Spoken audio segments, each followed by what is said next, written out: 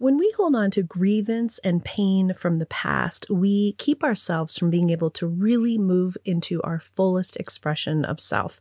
We need to practice forgiveness from the soul recovery perspective, dissipating the energy and releasing the past for good. If you're interested in this profound transformation, I invite you to join me in Colorado the weekend of June 8th and 9th to have an incredible experience with others on this same soul recovery journey. 2 full days of immersion in the soul recovery process where you will indeed leave transformed.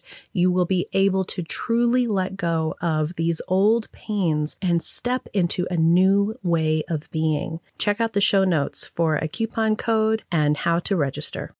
Have you ever found yourself taking on the people or the situations in your life as personal projects that it's up to you to improve them, to fix them, to make everything better? Yes, we have all done that. That is part of us being people pleasers, us being codependent, us trying to fix and help the people in our lives or the situations that are difficult. And yet when we take on a project that is somebody else, we are trying to control the uncontrollable.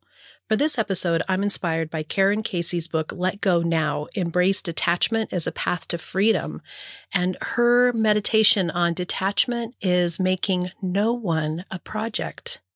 What if we let go of making the people and the circumstances around us projects, and we turn the attention back to ourselves?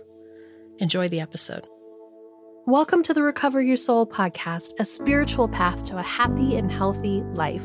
My name is Rev Rachel Harrison. I started Recover Your Soul after having profound changes in my life from my recovery of alcoholism, codependency, and control addiction. I was guided to share the tools and principles of spirituality and soul recovery to help others transform their lives as mine was transformed.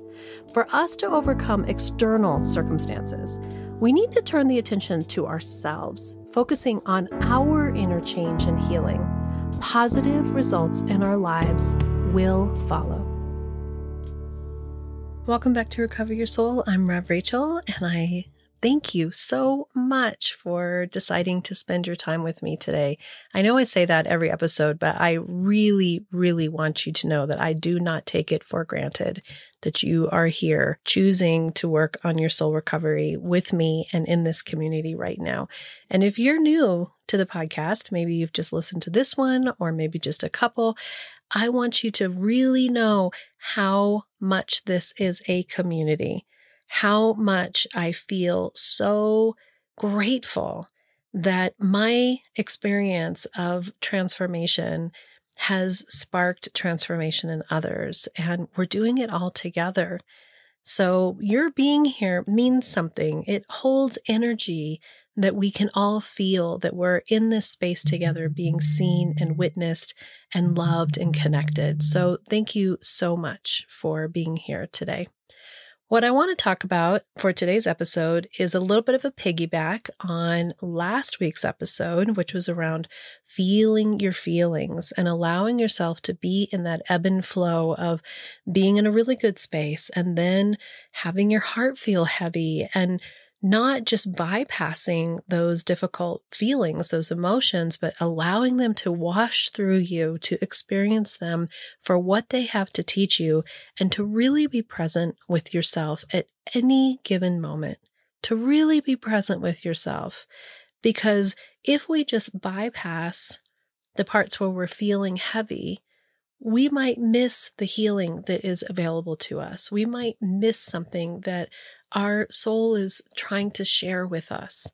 Because ultimately, if we can see that every experience is an opportunity for growth, then we stop thinking that the world is smacking us or that we're being harmed or that everything is hard.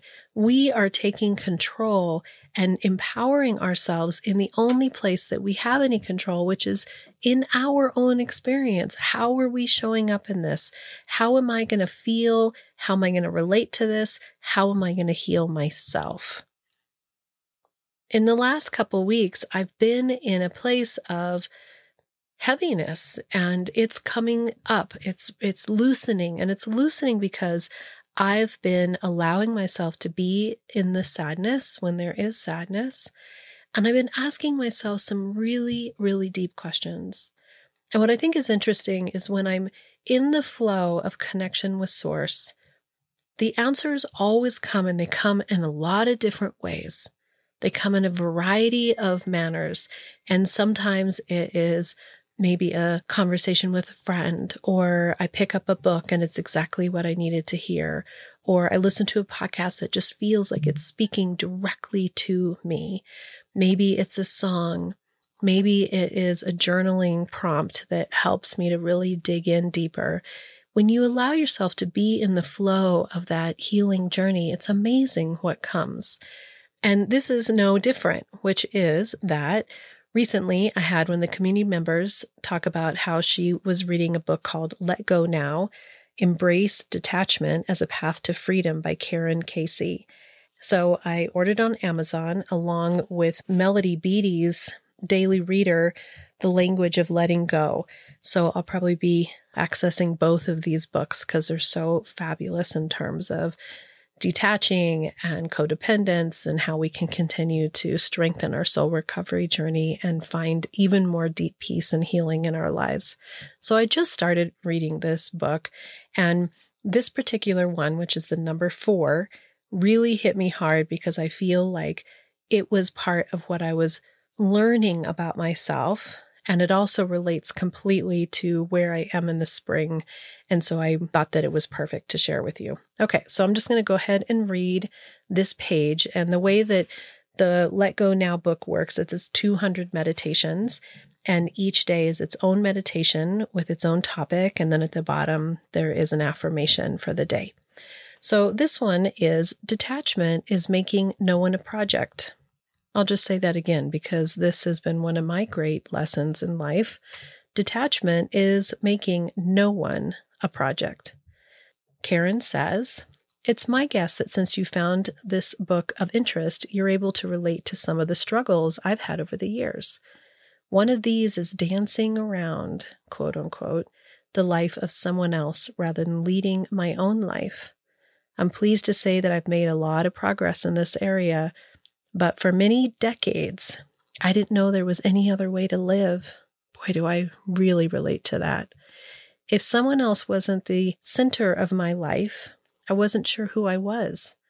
What a sad existence. What a sad recollection, too. She says, not letting someone else determine who we are or what we think or how we feel is revolutionary when we first encounter this idea. I was introduced to this notion in 1971 in a book titled Why Am I Afraid to Tell You Who I Am by John Powell.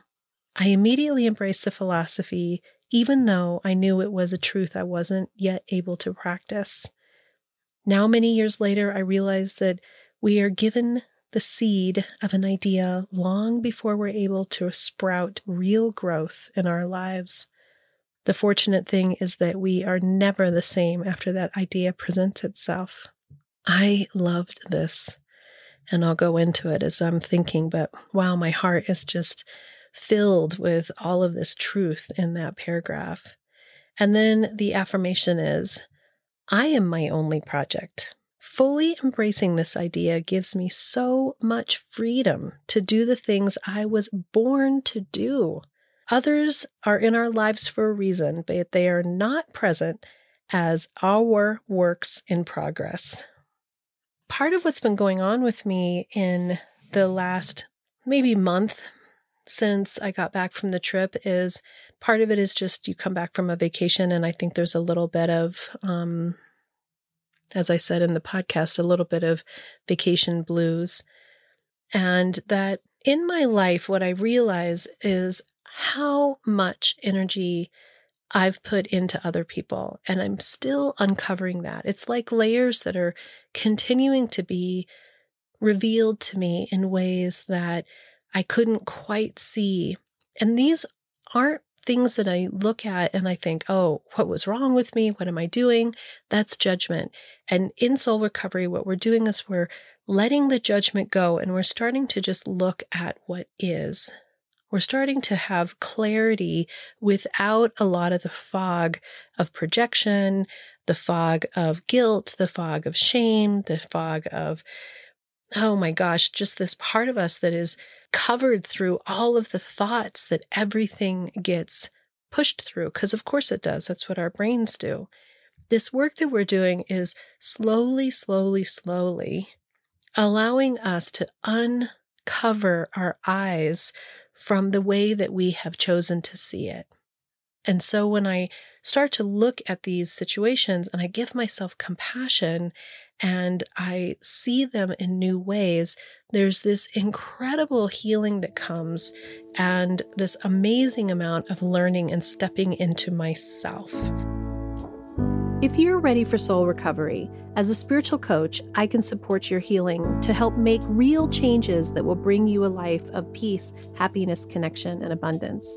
You can also work in smaller groups by taking a deep dive in a Zoom workshop or with me in person at a retreat or an event. Join others on the soul recovery path once a month for the free Zoom support group or daily on the private Facebook page.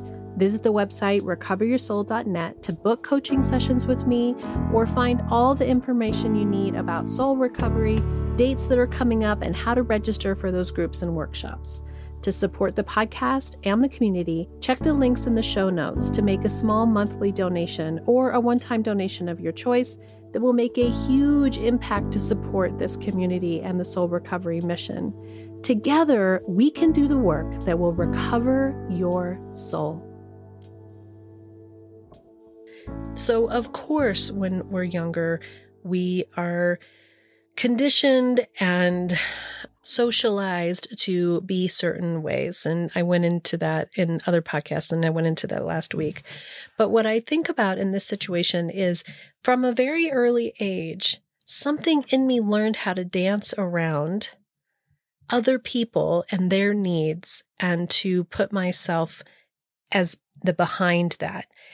Luckily for me, there is some aspect of myself that is pretty confident in who I am and always has had a sense of myself that has a strong self-esteem.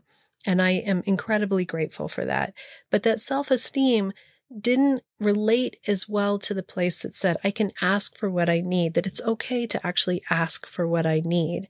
And so my identity became wrapped around this sense of myself that I felt good about myself, but feeling good about myself meant that somebody was a project, that I was there to fix and take care of other people. And this idea of a project means that somebody needs improvement. A project means that there's something to do. And I think that for us to realize that, of course, we are doers. There's some piece that really feels good about having success. And I was just having lunch with a couple girlfriends, and we were talking about how when things get tough in your family, maybe it's finances, maybe it's relationship, that we do this piece where we're the ones that pick up the strings and we say, okay, well, we're going to figure this out and we're going to take it on ourselves and we're going to make this happen and we're going to figure out how to solve these problems.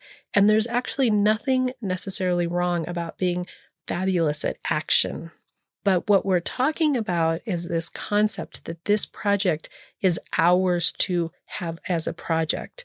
And oftentimes it's not entirely ours. And a lot of times, if you're talking about people, they are not a project that we need to be taking on. And we need to be able to be coming to a place where we're looking at, why do I feel like this is my responsibility?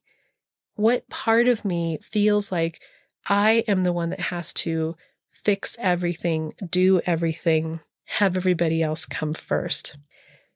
We may not know for a long time how to even know what we need or want. Detachment is this concept of unraveling ourselves from others. It's around loving from a way that gives them space to be themselves. Loving them enough to let them find their own way, even if their own way is difficult. And somehow it's like, it's okay for us to have to go through hard times and be able to get out the other side with learning or understanding But we don't want anybody else to do that. We think we're the ones who are supposed to take that on somehow. And that's somebody else being a project. What I also love about this is this concept that we're afraid to tell people who we are. That's been so big for me. And it's even in a way that's so fascinating because I like who I am. I feel comfortable in who I am. And I've been surrounded by people who want me to be exactly who I am.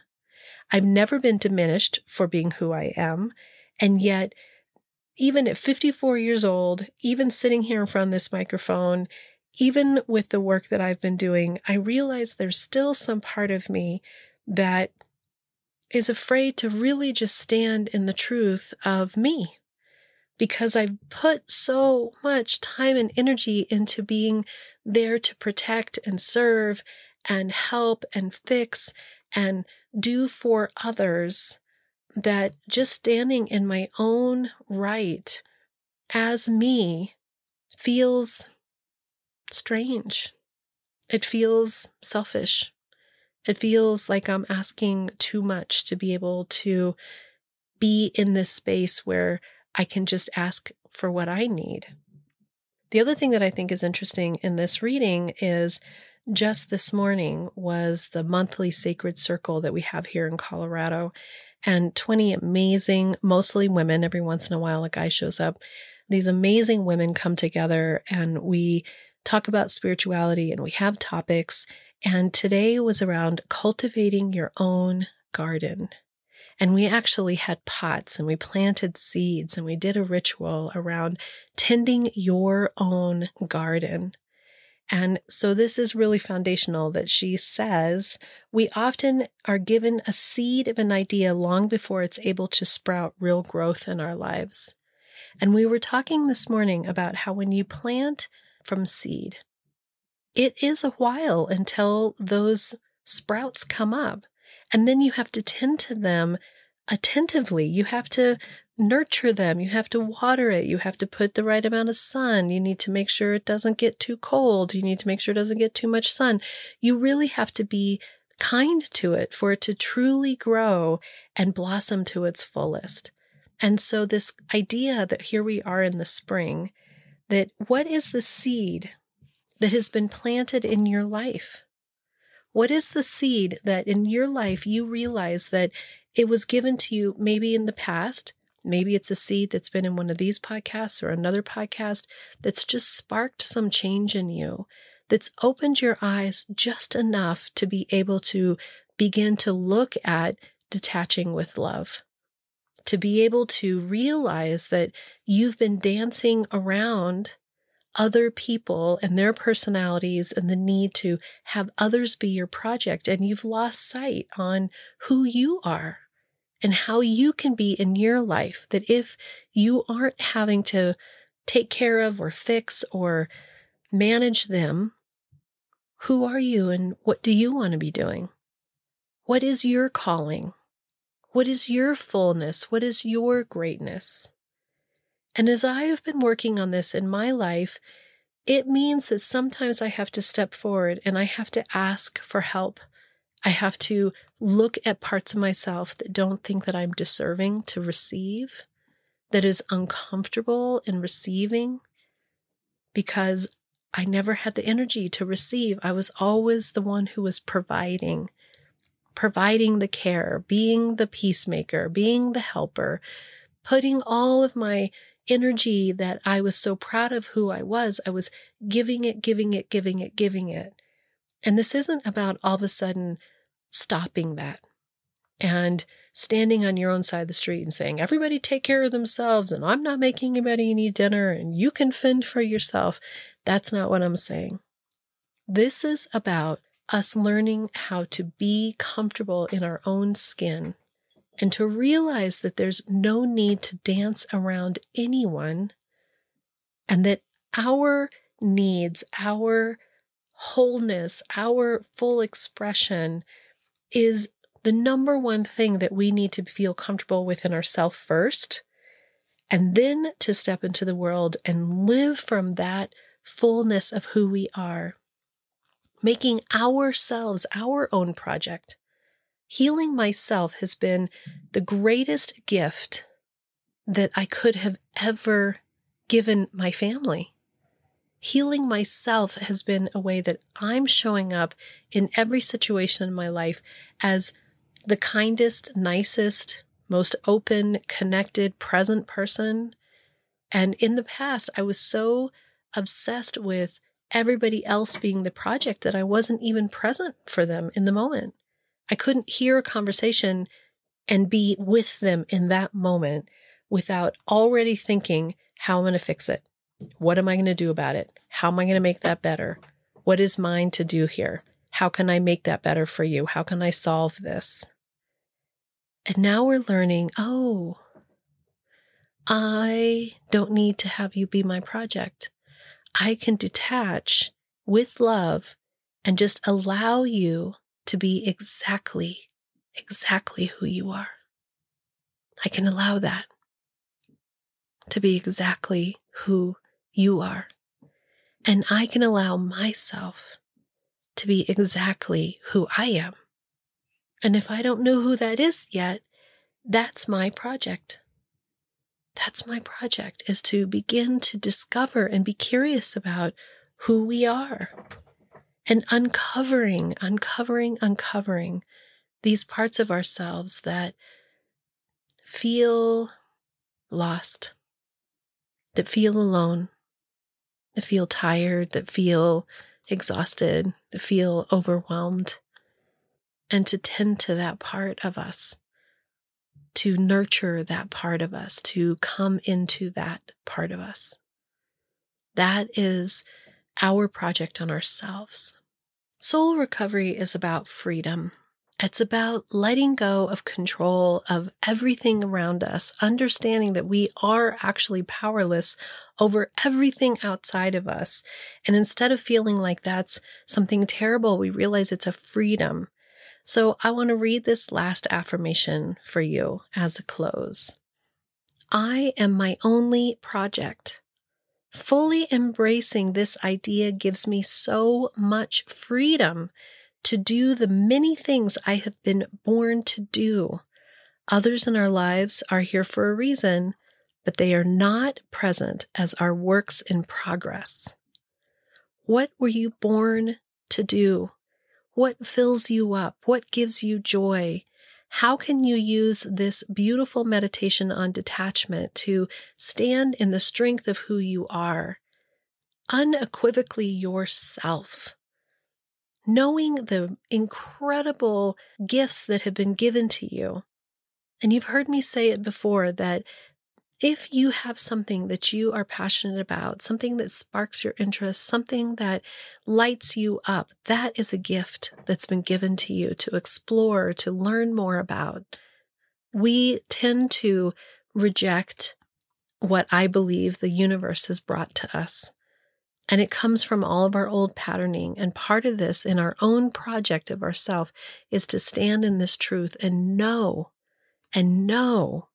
the beauty of who we are and how we can begin to put that as our number one priority, to discover that so that we can be our fullest selves. And as our fullest selves, we can show up that way for everyone around us, regardless of where they are on their journey. That when we can be our best self, there's only love and goodness and kindness and forgiveness and grace and compassion to hand back to them in reflection. If you need help with this or any other questions on soul recovery, don't hesitate to reach out.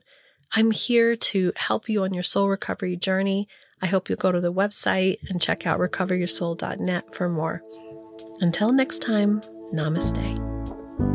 Thank you for listening to the Recover Your Soul podcast. And if you loved what you heard here, every Friday we have a bonus episode, and you can access this by becoming a subscriber through Apple Podcasts for only $3.99 a month, or become a Patreon member. And on this platform, you can choose $5, $15, or $25 a month to show what you want to support the show with. On both of these subscriber platforms is an entire catalog of back episodes intended to inspire and support you on your soul recovery journey.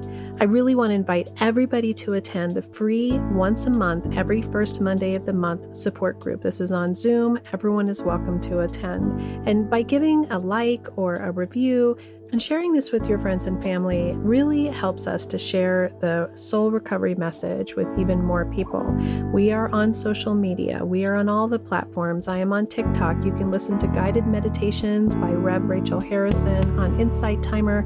Thank you for supporting the show. Thank you for being part of the community. To find out more about soul recovery and everything that's being offered, visit the website www.recoveryoursoul.net. Together, we can do the work that will recover your soul.